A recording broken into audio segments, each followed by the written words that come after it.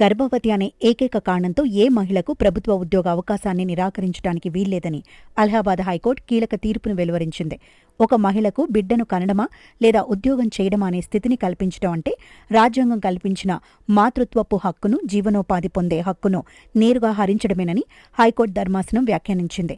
అయితే Uttar Pradesh subordinate services selection commission చేపట్టిన 2023 forest guard, wildlife guard నియామక ప్రక్రియలో కోమల్ జైస్వాల్ అనే అభ్యర్థి రాత పరీక్షలో ఉత్తీర్ణులయ్యారు. నియామకంలో భాగంగా ఆమె 14 కిలోమీటర్ల సుదీర్ఘ నడక, శారీరక దారుఢ్య పరీక్షకు హాజరు కావాల్సి ఉంది. కానీ 2026 ఫిబ్రవరిలో ఈ పరీక్ష సమయానికి ఆమె 9 నెలల గర్భిణిగా ఉండటంతో కాన్పు అయ్యేంత వరకు పీఈటీని వాయిదా వేయాలని కోరుతూ కమిషన్ దరఖాస్తు చేసుకున్నారు. అయితే నియామక నిబంధనల్లో వాయిదాకు ఎలాంటి అవకాశం లేదని పేర్కొంటూ కమిషన్ ఆమె విజ్ఞప్తిని తోసిపుచ్చింది. దీనిపై విచారణ చేపట్టిన అలహాబాద్ హైకోర్టు లక్నో ధర్మాసనం కమిషన్ వైఖరిని తప్పుపట్టింది.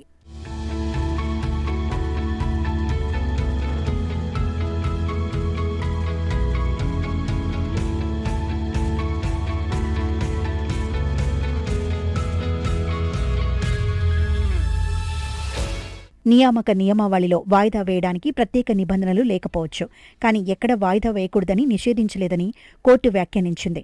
ఇలాంటి అసాధారణ పరిస్థితుల్లో అధికారులు మానవీయ కోణంతో, సానుభూతితో వ్యవహరించాల్సి ఉందని హితవు పలికింది.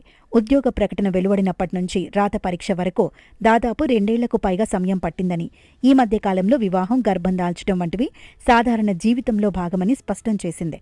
దీన్ని అభ్యర్థికి అనర్హతగా పరిగణించలేమని పేర్కొంది. బాధితురాలి పిటిషన్ను అనుమతించిన ద్విసభ్య ధర్మాసనం ఆమెకు 4 వారాల వ్యవధిలో విడిగా శారీరక దారుఢ్య పరీక్షను నిర్వహించాలని సెలక్షన్ కమిషన్ను ఆదేశించింది.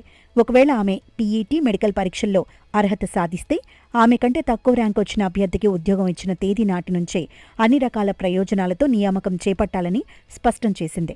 అంతేకాకుండా ఈ ప్రక్రియ పూర్తయ్యే వరకు ఓబీసీ మహిళల కేటగిరీలో ఒక పోస్టును ఖాళీగా ఉంచాలని ఆదేశాలు జారీ చేసింది.